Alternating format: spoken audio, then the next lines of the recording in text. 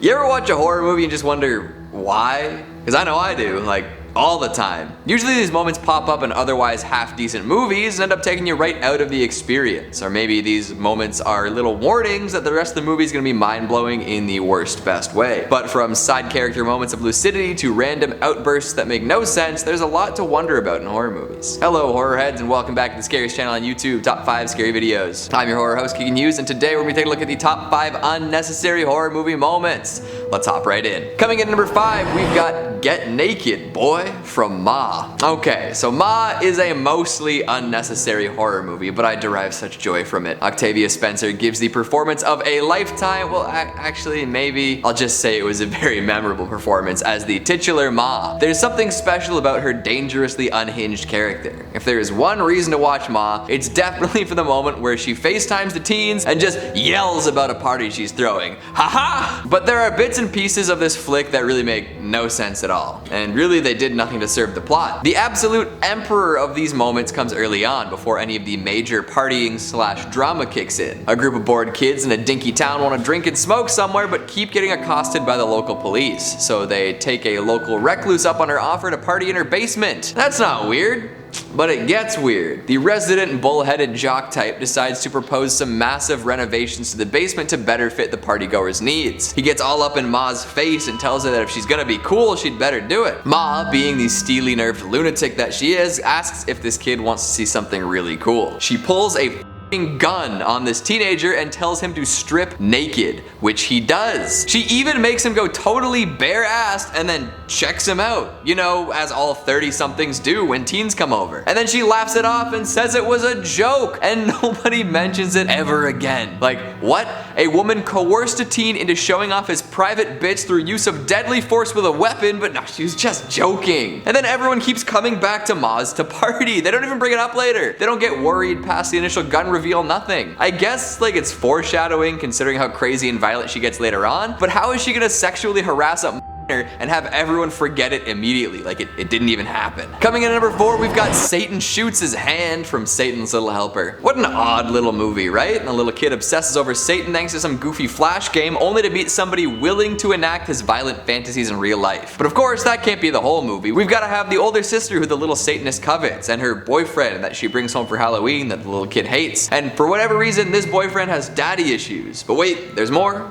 Way more. So throughout the movie, the gag is that this kid is the only one who knows that the man he's hanging out with is actually a serial killer. Like, he assumes it's literally Satan and goes along with it, and everyone else just assumes it's the boyfriend in costume. As the plot progresses, we see Satan killing folks willy-nilly and getting away with it because it's Halloween. Of course, the family of the little kid realizes what's going on much too late after Satan kills their dad in cold blood. At that point, everyone should have figured out that it was the local lunatic, recently released from prison. There was an item on the news about it. But no, the boyfriend character assumes that it's his dad, you know, because the Satan guy is menacing, like his dad. So to make things even more odd, during a confrontation between the boyfriend and Satan, a gun is pulled. The poor dramatic teen can't bring himself to pull the trigger, so Satan grabs it and shoots himself in the hand. Why? Well, because that would be a scary and upsetting thing for someone to do, right? And seeing this happen, the boyfriend's idea that Satan must be his father is galvanized for whatever reason, you know. Who else but my dad would menace me and then blow a hole through his palm? There is no way that the well-known local violent maniac decided to start killing again. It's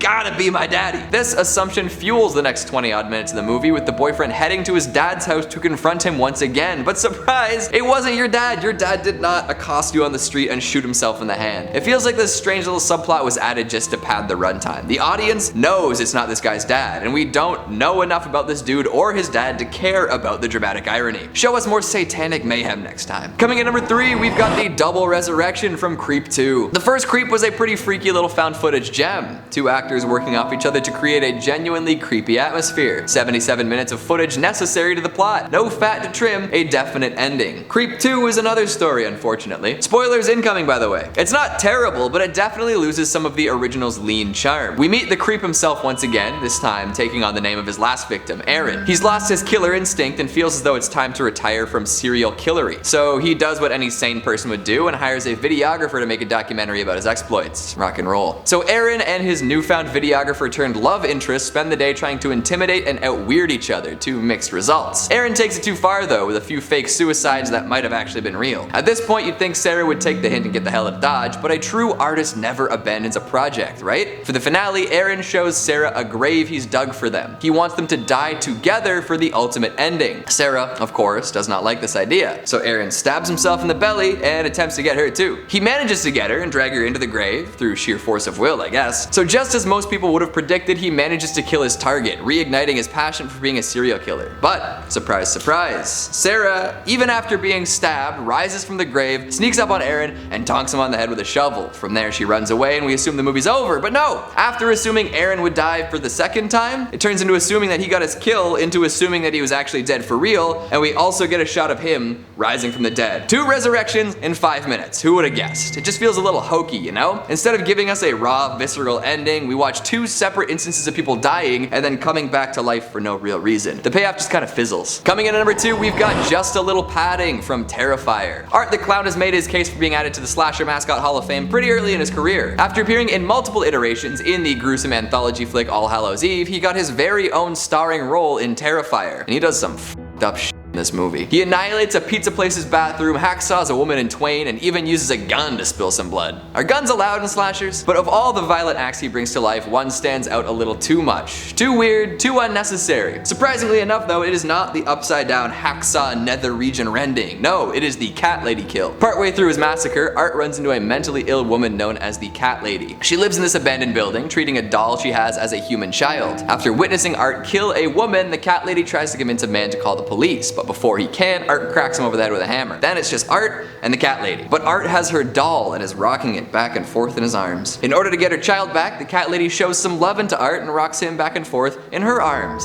Oh, maybe he just needed some TLC. Nope. Art kills her off screen, and the next time we see him, he is wearing her scalp and mutilated breasts. Did we need to see that? No! Did it add anything? No. Does Terrifier have a weird thing about mutilating specifically women? Probably. And coming in at number 1, we've got Mission Control from A Quiet Place, and this one gets me every time. A Quiet Place is a movie that tends to falter in new ways every rewatch. If you've seen it once, you sort of fondly remember it, and if you've seen it twice, you start to see that there's a lot less going on than you remember. 3 times and it starts to get a little goofy. And check this out. Early on, we get a tour of the family's backwoods estate, complete with motion sensors and funky lights. All sorts of precautions have been taken to defend against these ill-defined predators, and we definitely know one thing. They hunt by noise. Now, we learn most of this through dialogue and action, you know, we see the family shushing each other, they lay down sand to prevent their footstep noises, you know, they use the audio-visual medium to show and not tell. Movie stuff. But then we get this beautiful, courageous, genius shot of a whiteboard. Bam! Creature! Blind! Attack sound! Armor! Underline. How many in area? Confirmed? 3. Big box. Survive. Medical supplies. Soundproofing.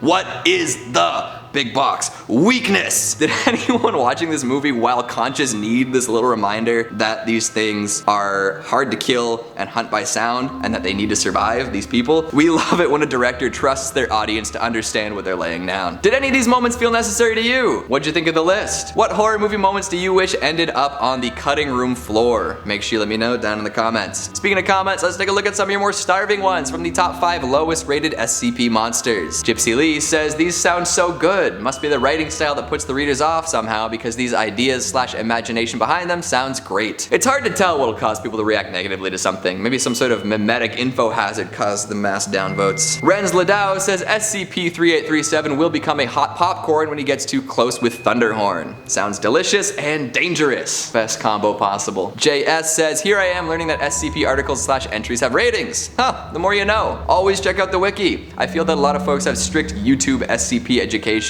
which is great, but the devil is in the details, and the details are on the wiki. Raycount says, your costumes are goddamn amazing.